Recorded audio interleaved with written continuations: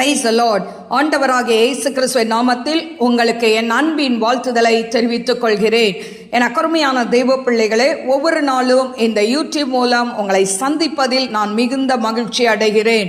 இந்த ஆடியோவை நீங்கள் கேட்டு தேவ ஆசீர்வாதத்தை பெறுவது மட்டுமன்றி, உங்களுக்கு அறிமுகமானவர்கள், உங்கள் நண்பர்கள், உங்கள் உறவினர்களுக்கும் இந்த ஆடியோவை அனுப்பி தேவனுடைய நாமத்தை மகிமைப்படுத்தும்படி உங்களை அன்புடன் கேட்டுக்கொள்கிறேன்.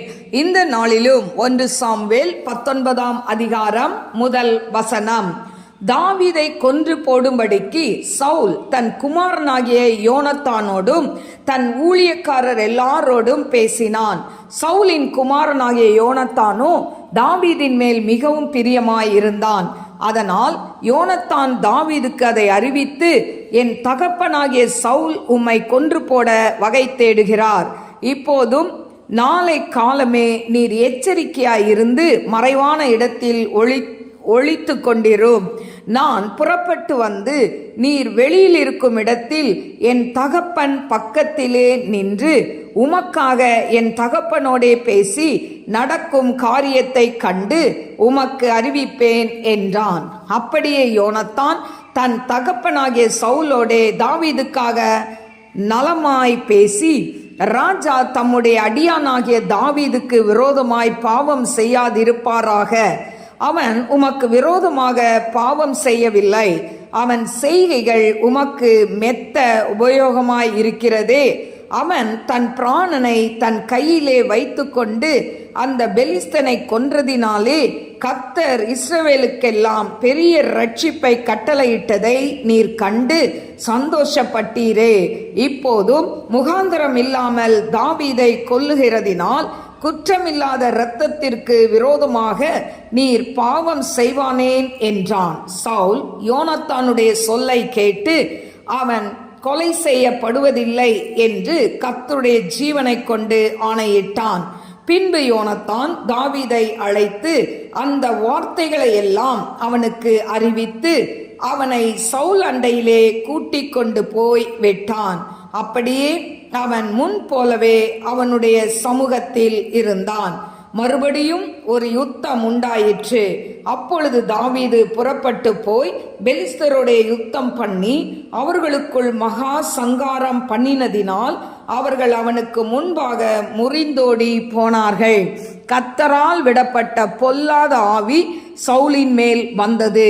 அவன் தன் வீட்டில் உட்கார்ந்து தன் ஈட்டியை கையிலே பிடித்து கொண்டிருந்தான். தாவீது தன் கையினாலே சுரமண்டலம் வாசித்தான்.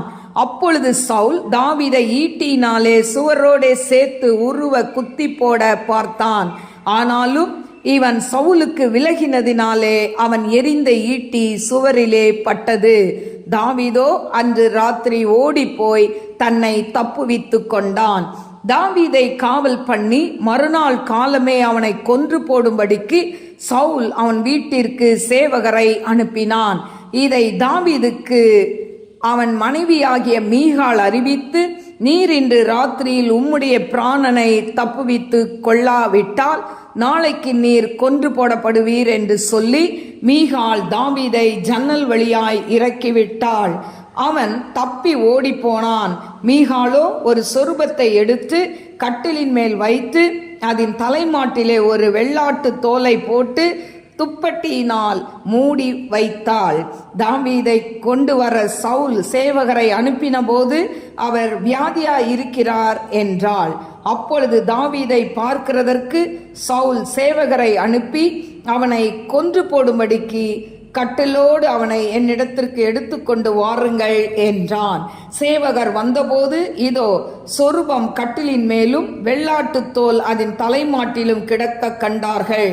அப்பொழுது சவுல், நீ இப்படி என்னை ஏய்த்து என் பகைஞனை தப்பவிட்டு அனுப்பினது என்ன என்று மீகாளிடத்தில் கேட்டான். மீகாள் சவுலை நோக்கி, என்னை போகவிடு, நான் உன்னை ஏன் கொல்ல வேண்டும் என்று அவர் என்னிடத்தில் சொன்னார் என்றாள். தாவீது தப்பி ராமாவில் இருந்த சாமுவேலிடத்திற்கு போய் சவுல் தனக்கு செய்தது எல்லாவற்றையும் அவனுக்கு அறிவித்தான். பின்பு அவனும் சாமுவேலும் போய் நயோதியிலே தங்கி இருந்தார்கள். தாவீது ராமாவுக்கு அடுத்த நயோதியிலே இருக்கிறான் என்று சவுலுக்கு அறிவிக்கப்பட்டது. அப்பொழுது சவுல் தாவீதை கொண்டு வர சேவகரை அனுப்பினான். அவர்கள் தீர்க்க தரிசனம் சொல்கிற தீர்க்கதரிசிகளின் கூட்டத்தையும் சாமுவேல் அவர்களின் தலைவனாக நிற்கிறதையும் கண்டார்கள். அப்பொழுது சவுலினுடைய சேவகரின் மேல் தேவனுடைய ஆவி இறங்கினதினால் அவர்களும் தீர்க்க தரிசனம் சொன்னார்கள். இது சவுலுக்கு அறிவிக்கப்பட்ட போது அவன் வேறே சேவகரை அனுப்பினான். அவர்களும் தீர்க்க தரிசனம் சொன்னார்கள். மூன்றாம் தரம் சவுல் சேவகரை அனுப்பினான். அவர்களும் தீர்க்க தரிசனம் சொன்னார்கள். அப்பொழுது அவனும் ராமாவுக்கு போய் சேக்குவில் இருக்கிற பெரிய கிணற்றண்டையிலே வந்து சாமுவேலும் தாவீதும் எங்கே என்று கேட்டான். அதோ ராமாவுக்கு அடுத்த நாயோதிலே இருக்கிறார்கள் என்று சொல்லப்பட்டது. அப்பொழுது ராமாவுக்கு அடுத்த நயோதிற்கு போனான். அவன் மேலும் தேவனுடைய ஆவி இறங்கினதினால் அவன் ராமாவுக்கு அடுத்த நயோதிலே சேரும் மட்டும் தீர்க்க தரிசனம் சொல்லிக்கொண்டே நடந்து வந்து தானும் தன் வஸ்திரங்களை கழற்றி போட்டு சாமுவேலுக்கு முன்பாக தீர்க்க தரிசனம் சொல்லி அன்று பகல் முழுவதும் முழுவதும் வஸ்திரம் இல்லாமல் விழுந்து கிடந்தான். ஆகையினாலே சவுலும் தீர்க்க தரிசிகளில் ஒருவனோ என்பார்கள். கருமையான தேவ பிள்ளைகளே, இந்த நாளிலும் 1 சாமுவேல் 19ஆம் அதிகாரம் 1 முதல் 24 வசனங்களை நான் வாசித்திருக்கிறேன். கருமையான தேவ பிள்ளைகளே, இந்த இடத்துல பார்த்தீங்கன்னா, அதாவது தகப்பனுடைய கட்டளைக்கு கீழ்ப்படியணும். தாயின் தகப்பனையும் கனம் பண்ணுவாயாக அப்படின்னு இருக்கு. இந்த இடத்துல ஒரு தாவீத, அதாவது யோனத்தானுடைய தகப்பன் கொல்ல முயற்சிக்கிறதை நாம் பார்க்கிறோம். கருமையான தேவ பிள்ளைகளே, இப்படி அவனை கொல்ல நினைக்கும் பொழுது இந்த யோனத்தான் தாவீதை அதிகமாய் நேசித்ததுனால இவன் என்ன பண்றான், இத மாதிரி எங்க அப்பா உன்னை கொல்ல போறாரு, நீ எச்சரிக்கையாரு, நீ ஒளிஞ்சிக்கோ, நான் எங்க அப்பா கிட்ட பேசிட்டு நான் வரேன் அப்படின்னு சொல்லி அவனை, அதாவது தாவீத சவுலுக்கு முன்னால கொண்டு வராம அவனை மறைவிடத்தில் வைத்து விட்டு இவன் அவங்க அப்பா கிட்ட பேசுறான். தாவீது என்ன பாவம் செஞ்சான், அவன் தான் உயிரையும் பணையம் வச்சு அந்த பெலிஸ்தனை கொன்னான்ல, அதனால தானே இன்னைக்கு இஸ்ரவேல்ல பெரிய ரட்சிப்பு வந்தது. நீங்க இப்படி குற்றம் இல்லாத அவனுடைய ரத்தத்தை சிந்தினா அது பாவம் தானே, ஏன் அந்த பாவத்தை செய்றீங்க அப்படின்னு சொல்லி அவன் இருக்கிறது உங்களுக்கு பிரயோஜனம் தானே அப்படின்னு அவங்க அப்பா கிட்ட எடுத்து சொல்றான். எனக்கு அருமையான தேவ பிள்ளைகளே, ஏன் சொன்னா பார்த்தீங்கன்னா எபேசியர் 6:1 சொல்லப்பட்டிருக்கு, பிள்ளைகளே உங்கள் பெற்றோருக்கு கர்த்தருக்குள் கீழ்ப்படிங்கள். இது நியாயம். கர்த்தருக்கு கீழ்ப்படி, அதாவது பெற்றோருக்கு கீழ்ப்படியணும். ஆனால் எப்படி கீழ்ப்படியணும்? கர்த்தருக்குள் கீழ்ப்படியணும். இவன் சொல்றது தவறான ஒரு காரியம். ஏன்னு சொன்னா அவன் என்ன சொல்றான், அந்த தாவீதை கொல்லணும்னு சொல்றான். யோனத்தான் கிட்டையும் சொல்றான், அவனுடைய ஊழியக்காரங்க கிட்டையும் சொல்றான். இதை கேட்டுக்கிட்டு யோனத்தானால சும்மா இருக்க முடியல. அப்பாவுக்கு கீழ்ப்படிஞ்சு இருக்கணும், அதனால தாவீதை எப்படியாவது போட்டோன்னு நினைக்கல. ஆனா அந்த இடத்துல அவங்க அப்பா கிட்ட எதிர்த்து பேசுறான், அப்பா கிட்ட எடுத்து சொல்றான். அதுக்கப்புறம் அவர் சொல்றாரு, சரி நான் அவனை கொலை செய்ய மாட்டேன் அப்படின்னு சொல்லிட்டு கிளம்பி போயிடுறாரு. உடனே தாவீதை கொண்டு வந்து அவங்க அப்பா கிட்ட என்ன பண்றான், சவுல் கிட்ட கொண்டு விடுறான். இப்போ சவுல் கிட்ட இருக்கும்போது கொஞ்ச நாள் கழிச்சு ஒரு பெலிஸ்தரோட சண்டை வருது. உடனே இந்த தாவீது யுத்தத்துக்கு போறான், ஜெயிக்கிறான். அவன் ஜெயித்து வந்து அவன் திரும்ப அவன் என்ன பண்றான், யுத்தத்துல அவன் ஜெயித்து பெலிஸ்தரெல்லாம் முறியடிச்சிட்டு வரான். இப்படி வரும்போது ஆண்டவரால் விடப்பட்ட ஒரு பொல்லாத ஆவி சவுலுக்குள்ள வந்தது என்று சொல்லப்பட்டிருக்கு. எனக்கு அருமையான தேவ பிள்ளைகளே, சவுலுக்குள்ள இருந்த ஆவி முதலாவது என்ன ஆவி இருந்தது? நல்ல ஆவி தான் இருந்தது, பரிசுத்த ஆவி இருந்தது இல்ல. எனக்கு அருமையான தேவ பிள்ளைகளே, அவன் ஆண்டவரை விட்டு கொஞ்சம் கொஞ்சமா பின்வாங்க ஆரம்பித்தான். ஆண்டவர், அதாவது அமலேக்கரை அழின்னு சொன்னா அழிக்கல, கீழ்ப்படியல. இப்போ இந்த தாவீதை வேற என்ன பண்றான், எப்படியாவது கொல்லணும்னு நினைக்கிறான். இப்படி அவனுக்குள்ள பார்த்தீங்கன்னா ஒரு கொலை வெறி, அவனுக்குள்ள ஒரு பொறாமை, இந்த மாதிரி காரியங்கள்லாம் வந்த உடனே இந்த நல்ல ஆவி வெளியே போய் என்ன ஆவி வருது, கர்த்தரால விடப்பட்ட பொல்லாத ஆவி சவுலின் மேல் வந்ததாம். இப்படி வரும்போது அவன் ஈட்டியை வச்சுக்கிட்டு வீட்டில் அரண்மனையில் இருக்கிறான். அப்போ இப்படி இருக்கும்போது தாவீது கிண்ணறத்தை வாசிக்கும் போது அவனுக்கு அந்த பிசாசு என்ன பண்ணிடும், அவனை விட்டு நீங்கி போயிடும், அவன் சுகமாயிருவான். இப்படி அவன் தாவீது வந்து கிண்ணறத்தை வைத்து அவன் என்ன பண்றான், வாசிக்கும் போது இந்த தாவீதை இவனை அப்படியே சோறில் குத்திடணும் ஈட்டியை வச்சுன்னு அவன் மேலே ஈட்டியை எய்யும் போது தாவீது என்ன பண்ணுறான், அந்த இதுக்கு குறிக்கு தப்பிக்கிறான். அவன் விலகி போனதுனால அந்த ஈட்டி சுவர் மேலே பட்டு விழுந்ததை பார்க்குறோம். எனக்கு அருமையான தேவ பிள்ளைகளை, இப்படி அவன் தாவீது தன்னை தப்புவித்து கொண்டான். ஆனால் இப்படிப்பட்ட சூழ்நிலையில் பார்த்தீங்கன்னா இவன் தப்பிச்சிட்டானே அப்படின்னு சொல்லி அவன் வீட்டுக்கு ஆள் அனுப்புகிறான், தாவீது வீட்டுக்கு. இப்போ வீட்டுக்கு ஆள் அனுப்பி அவனை என்ன பண்ணுங்க, அவனை அந்த வீட்டை சுற்றி நீங்கள் என்ன பண்ணுங்க, அதாவது பாதுகாத்துக்கோங்க, நாளை காலையில் அவனை கொன்னுறணும் அப்படின்னு சொல்கிறான். இப்போ எல்லாரும் அந்த தாவீது மீகாள் வீட்டுக்கு வராங்க. அங்கே வந்த உடனே இந்த நியூஸ் மீகாளுக்கு தெரியுது. உடனே மீகாள் என்ன பண்ணுறா, தாவீதை நீ இங்கே இருந்தால் செத்து போயிடுவ, நீ முதல் கிளம்புன்னு சொல்லி இந்த தாவீதை தன் கணவனை என்ன பண்ணுறா, ஜன்னல் வழியாக இறக்கி விட்டுறா. இறக்கி விட்டதும் இல்லாமல் ஒரு சொருபத்தை எடுத்து, அதாவது ஒரு ஸ்டாச்சு, அதை எடுத்து கட்டில் படுக்க வச்சு அதன் தலைமாட்டில் வெள்ளாட்டு தோலை வச்சு அப்படி மூடிடுறான். மூடி எல்லாம் வச்ச உடனே இந்த சேவகர்கள் ஊழியக்காரங்க வர்றாங்க இவனை கூட்டிகிட்டு போகிறதுக்கு. அப்போ வந்தோடனே அவருக்கு உடம்பு சரியில்லை, படுத்துருக்கிறார் அப்படின்னு சொன்ன உடனே இந்த சவுல் சொல்கிறான், அவனை கொல்ல போகிறேன், நீ கட்டிலோட தூக்கிட்டு வா. இப்போ அந்த சேவகர்கள் கட்டிலோட அவனை தூக்கிட்டு போகிறாங்க. தூக்கிட்டு போய் அங்கே போய் திறந்து பார்த்தா அதில் என்ன இருக்குது, வெறும் சொரூபம் இருக்குது, ஸ்டாச்சு மட்டும் இருக்குது, அந்த வெள்ளாட்டு தோல் இருக்குது. இதை பார்த்த உடனே அந்த சவுலுக்கு கோபம் வருது, இவன் தப்பிச்சிட்டானே அப்படின்னு. மீகாள்கிட்ட நீ ஏன் இப்படி செஞ்ச அப்படின்னு சொல்லி கேட்கும்போது அவள் சொல்கிறா, நீ என்னை விடுறியா இல்லை உன்னை கொல்லணுமான்னு கேட்டான், அதனால நான் விட்டுட்டேன்னு சொல்லி அந்த இடத்துல மீகாள் சொல்கிறா. ஆனால் அப்படி தாவீது சொன்னானா இல்லை. ஆனால் அந்த இடத்துல என்ன பண்ணுறா, மீகாள் ஒரு பொய்யை சொல்லி அவளை என்ன பண்ணிட்டான், தப்பு வச்சுட்டா மீகாள். ஆனால் இப்படிப்பட்ட சூழ்நிலையில் இவன் அங்கேருந்து தப்பிச்சு தாவீது சாமுவேல் கிட்ட போகிறான். சாமுவேல் கிட்ட போகும்போது சாமுவேலும் அவனும் சேர்ந்து நயோதின்னு ஒரு இடத்துல போய் தங்கி இருக்கிறாங்க. அங்கே தங்கி இருந்து இவங்க தீர்க்க தரிசனம்லாம் சொல்லிக்கிட்டு இருக்கும்போது அங்கே என்ன பண்ணுறாங்க, சாமுவேலும் என்ன பண்ணுறாங்க, அது தலைவனாக இருக்கிறாங்க. அங்கே நிறைய பேர் தீர்க்க தரிசனம் சொல்கிறாங்க. அந்த தீர்க்க தரிசனின் கூட்டத்துக்கு இந்த சாமுவேல் தலைவனாக இருக்கிறார். இப்படி இருக்கும்போது எல்லாம் அதாவது சவுலுடைய ஊழியக்காரங்க சொல்கிறாங்க, இதை மாதிரி நயோதின்ற இடத்துல தாவீது இருக்கிறான் அப்படின்ன உடனே சரி நான் அங்கே ஆட்களை அனுப்புகிறான். கொஞ்சம் ஆட்களை அனுப்பி அவனை கூட்டிட்டு வான்னு சொல்லும்போது இந்த வந்தவர்கள் என்ன பண்ணுறாங்க, இந்த தீர்க்கதரிசிகளோடு சேர்ந்து அவங்களும் தீர்க்க தரிசனம் சொல்கிறாங்க. இதை கேட்ட உடனே சவுல் அடுத்த பேட்ச் அனுப்புகிறான், அவங்களும் தீர்க்க தரிசனம் சொல்கிறாங்க. மூன்றாவது முறை ஒரு இதை அனுப்புகிறான், அவங்களும் தீர்க்க தரிசனம் சொல்கிறாங்க. இப்போ இப்படி இதை கேள்விப்பட்டு இவனே என்ன பண்ணுறான், புறப்பட்டு வரான். இப்படி புறப்பட்டு வரும்போது அவன் எங்கே இருக்கான்னு கேட்குறாங்க. ராமாவுக்கு அடுத்த நயோதியில் இருக்கிறான்னு சொல்லி எல்லாரும் அட்ரஸ் கொடுக்குறாங்க. அங்கே போகும்போது பார்த்தீங்கன்னா தேவனுடைய ஆவி அவன் மேலே இறங்குது. அவனும் என்ன பண்ணுறான், தீர்க்க தரிசனம் சொல்லிக்கிட்டே நடந்தான்னு சொல்லி நம்ம வேதத்தில் பார்க்குறோம். இப்படி போய் தன் வஸ்திரங்களை கழட்டி விட்டு அவன் தீர்க்க தரிசனம் அன்னைக்கு பகல் முழுவதும் ராம் முழுவதும் அவன் வஸ்திரம் இல்லாமல் விழுந்து கிடந்தான் என்று சொல்லப்பட்டிருக்கு. அப்படின்னா அவன் தன்னுடைய மேன்மைகளை விட்டு அவன் அந்த இடத்துல ஆண்டவருக்கு என்ன பண்ணுறான், தன்னை அர்ப்பணித்து அவன் தீர்க்க தரிசனம் சொல்கிறதை பார்க்குறான். அதனால தான் சவுலும் தீர்க்கதரிசிகளில் ஒருவனோ அப்படின்னு ஒரு இது என்ன இருக்கு வேதத்தில் இருக்கிறதை பார்க்கிறோம். எனக்கு அருமையான தேவ பிள்ளைகளை, ஆக மொத்தம் தாவீதை கொல்ல முடியல. ஆண்டவர் எவ்வளோ ஒரு பாதுகாப்பை தாவீதுக்கு கொடுக்கிறார் பாருங்க.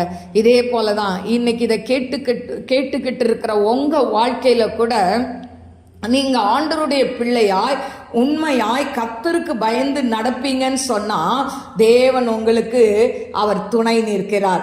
ஏசாயா 41:13 பயப்படாதே நான் உனக்கு துணை நிற்கிறேன்னு சொல்றார். ஆண்டவர் நமக்கு என்னைக்கு துணையா இருப்பார். அல்லேலூயா. அவருடைய பாதுகாப்பை விட பெரிய பாதுகாப்பு இந்த உலகத்துல இல்லை. தாவீது பாருங்க, அவனுக்கு ஏதாவது பாதுகாப்பு வச்சுக்கிட்டானா, ஏதாவது அடியாட்களை வச்சுக்கிட்டானா? இல்லை. அவன் தன்னந்தனிமையாக தான் போகிறான் எல்லா இடத்துக்கும். ஆனால் ஆண்டவர் ஒவ்வொரு சூழ்நிலையிலையும் ஆண்டவர் அழகாக அவனை தப்பு வைத்து பாதுகாக்கிறதை நாம் பார்க்கிறோம். ஏன்? தாவீதின் மேல் உள்ள அபிஷேகம். தாவீது கர்த்தருக்கு உண்மையாய் இருந்தான். அதனால தான் கருமையான தெய்வ பிள்ளைகளே, இன்றைக்கும் நாம் கர்த்தருக்கு உண்மையாய் இருக்கும் பொழுது நமக்கு விரோதமாய் குழி வெட்டுகிறவர்கள் அந்த குழியில் அவங்க கால் அகப்படும் என்று வேதம் சொல்கிறது. நம்ம கால் அகப்படாது, அவங்க கால் அகப்படும். உங்களுக்கு விரோதமாய் வைத்திருக்கிற கண்ணியில அந்த கண்ணி தெரிப்புண்டு போகும், அதுல அவங்க தான் சிக்கி கொள்வார்கள். அதனால சோர்ந்து போகாதீங்க. உங்களுக்கு விரோதமா மாந்திரிகம் பண்றாங்களா, மந்திரவாதி கிட்ட போய் செய்யறாங்களா, லட்சக்கணக்கில் கொடுத்து செய்யறாங்களா, கலங்காதீங்க. என் தேவன் அவங்க லட்சக்கணக்கில் கொடுப்பாங்க. என் தேவன் ஒரு பணம் இன்றி ஆண்டவர் உங்களை விடுதலை செய்ய அவர் வல்லவராக இருக்கிறார். அவர் எவ்வளோ நல்லவர்ல. நீங்க அதுக்காக பணம் செலுத்தவே வேண்டாமே. அவங்க லட்சக்கணக்கில் செலவு பண்றாங்க, நீங்க ஆண்டவருக்கு லட்சக்கணக்கில் செலவு பண்ணவே வேண்டாம். ஆண்டவர் உங்ககிட்ட ஒன்று கேட்கிறார், என் மகனே மகளே, உன் இருதயத்தை எனக்கு தான். இந்த இருதயத்தை மட்டும் அவருக்கு கொடுத்துட்டீங்கன்னா ஆண்டவர் மீதியெல்லாம் அவர் பார்த்துக்குவார். ஹல்லேலூயா, ஹல்லேலூயா. அவர் நமக்காய் வழக்காடுகிற தேவன், நமக்காய் யுத்தம் செய்கிற தேவன். நீங்க சும்மா இருங்க, நீங்க நின்று கொண்டு பாருங்கன்னு அன்னைக்கு இஸ்ரேல் ஜனங்கள்கிட்ட சொல்றார். செங்கடலை கடந்து வரும் பொழுது அல்லேலூயா, கர்த்தர் நல்லவர். செங்கடல் போல பிரச்சனை வந்தா என்ன, எரிகோ கோட்டை போல பெரிய மலை போல பிரச்சனைகள் கடந்து வந்தா என்ன, இதையெல்லாம் தாண்டி போக ஆண்டவர் சொல்றார், நான் உனக்கு துணை நிற்கிறேன் என்று சொல்லி. தாவீதுக்கு துணை நின்ற தேவன் உங்களுக்கு இருக்க மாட்டாரா, எனக்கு இருக்க மாட்டாரா? நிச்சயமாய் நமக்கு துணை நிற்பார். நீங்க செய்ய வேண்டியது ஒன்னே தான். ஆண்டவர்கிட்ட அதிகாலையில எழும்பும் போது, ஆண்டவரை என்ன ஒப்பு கொடுக்கிறேன், என் குடும்பத்தை ஒப்பு கொடுக்கிறேன், என் பிள்ளைகளை ஒப்பு கொடுக்கிறேன், என் வேலையை ஒப்பு கொடுக்கிறேன், என் பிசினஸ் ஒப்பு கொடுக்கிறேன். ஆண்டவர் கரத்துல ஒப்பு கொடுத்துட்டீங்கன்னா எவனாலையும் தொட முடியாது. ஹல்லேலூயா. எந்த மந்திரவாதியும் அசைக்க முடியாது. உங்களை கால வேளையில எழும்பும் போது உங்க குடும்பத்தை, பிள்ளைகளை, உங்க கையின் பிரயாசத்தை எல்லாத்தையும் தேவ சமூகத்துல, அப்பா நான் ஒன்றும் இல்லை, நான் வெறுமையான பாத்திரம், உம்மிடத்துல கொடுக்குறேன்ப்பா எல்லாத்தையும் சொல்லி நீங்க ஃபுல் சரண்டர் ஆண்டவர்கிட்ட கொடுத்துட்டு அவரை சார்ந்து வாழ்ந்து பாருங்க. கர்த்தர் நிச்சயமாய் உங்களுக்கு வெற்றியை கொடுப்பார். தாவீதுக்கு கொடுத்த அந்த பாதுகாப்பு, தாவீது கொடுத்த அந்த அபிஷேகம், தாவீது கொடுத்த கிருபைகளை ஆண்டவர் உங்களுக்கு தர அவர் வல்லவராய் இருக்கிறார். கண்களை மூடி நாம் ஜெபிப்போம். ஸ்தோத்திரிக்கிறேன் ஆண்டவரே, மகா பரிசுத்தமுள்ள நல்ல தகப்பனே, நன்றியோடு ஸ்துதிக்கரபர தீரபா லபௌரியா கரபலபரபலபரபா துரபலபர கரபலபரபா உரி பாபா பாபா ஷிக்கரபலபரபலபரபா. இதை யூடியூப் மூலம் கேட்டுக்கொண்டிருக்கிற ஒவ்வொரு பிள்ளைகளும் அப்பா ஆண்டவரை இந்த நாட்கள் அவங்க குடும்பத்தில் எதை குறித்து பயந்து நடுங்கி கொண்டு இருக்கிறார்களோ, சத்ரு வெள்ளம் போல அவங்களை தொடர்ந்து பின்தொடர்ந்து வந்து கொண்டு இருக்கலாம் ஆண்டவரை. ஆனால் ஆண்டவரை சத்துருவின் கரங்களுக்கு விலக்கி உம்முடைய பிள்ளைகளை தகப்பனை தாவீதை காத்தது போல காத்து கொள்ளுங்க ஏசப்பா. ஆண்டவரே, உம்முடைய பிள்ளைகளுக்கு விரோதமாய் செய்கிற மாந்திரிக காரியங்கள் ஆண்டவரை கட்டவிழ்க்கப்படட்டும் ஆண்டவரை.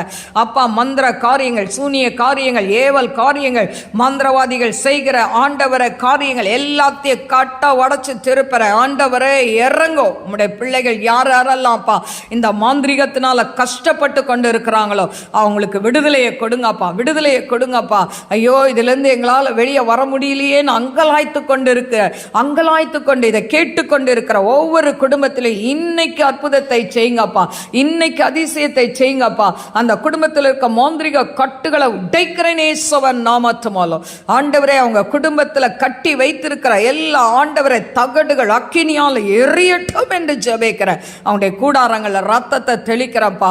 ஆண்டவரே, மாந்திரிகத்தால பீடிக்கப்பட்டு வேலைக்கு போக முடியாம, திருமணமாக முடியாம, வாழ்க்கையில முன்னுக்கு வர முடியாம, படிக்க முடியாம யாரெல்லாம் கஷ்டப்பட்டு கொண்டு இருக்கிறாங்களோ என் தேவன் இந்த வேளையில ஆண்டவரே அவங்களுடைய சிரசில் உம்முடைய வல்லமை இறங்கட்டும். ஜெபிக்கிற இந்த வேளையில் அந்த கட்டுகள் முறியட்டும் ஆண்டவரை. அவர்கள் காலூன்றி நிற்கட்டும். மாந்திரிகத்தினால படுத்த படுக்கையாய் சேவன பண்ணி படுத்த படுக்கையாய் இருக்கிற உம்முடைய பிள்ளைகளை தொட்டு எழுப்புங்க டாடி. ரீகா தனாய்கான் ஷல் பி ஹோ தனாய்கரபா. Blood of Jesus, blood of Jesus. கூடாரங்கள ரத்தத்தை தெளிக்கிற விடுதலை உண்டாகட்டும் என்று ஜெபிக்கிற சோறு பலவீன அசதிகளை கொடுத்து ஜெபிக்க முடியாதபடி இவர்களை கட்டி வைத்திருக்கிற எல்லா மாந்திரிக கட்டுகளையும் இயேசு கிறிஸ்து நாமத்துல கட்டவிழ்கிறேன் ஆண்டவரே. எல்லா டிப்ரெஷன் ஆவி இயேசுவின் நாமத்துல இவங்க சிந்தைகளை விட்டு வெளியேறு என்று கட்டளை இடுகிற ரைட் நவ தி ஜீசஸ். அப்பா டிப்ரெஷனால ஆண்டவரே, அப்பா தகப்பனே ஆண்டவரே, எந்த வேலையை செய்ய முடியாதபடி ஆண்டவரை மற்றவர்களால் பைத்தியம் என்று சொல்லி கொண்டிருக்கிற சில நபர்கள், ஆண்டவரை இதை பார்த்து கொண்டிருக்கிற அவர்களுடைய வாழ்க்கையில் இருக்கக்கூடிய அந்த டிப்ரெஷன் ஆவி வெளியே போ என்று உனக்கு கட்டளை இடுகிறேன். அவங்க சிந்தை விட்டு அந்த டிப்ரெஷன் ஆவி வெளியேறு என்று கட்டளை இடுகிறேன். ரைட் நவ த ஜீசஸ் ஐ சோல் பிஹோத் அன் ஐ கரபா, விடுதலை உண்டாகட்டும். அப்பா, உம்முடைய பிள்ளைகளுக்கு தாவீதுக்கு கொடுத்த அந்த பாதுகாப்பு கிருபை பிள்ளைகளுடைய கூடாரத்தை சூழ்ந்து கொள்ளட்டும். டாடி, நாம மகிமைப்படட்டும். அவை அந்த கரத்தில் தாழ்த்தி ஒப்பு கொடுக்கிற இயேசுவின் நாமத்தில் கேட்கிறேன் பிதாவே, ஆமென். God bless you. God bless you.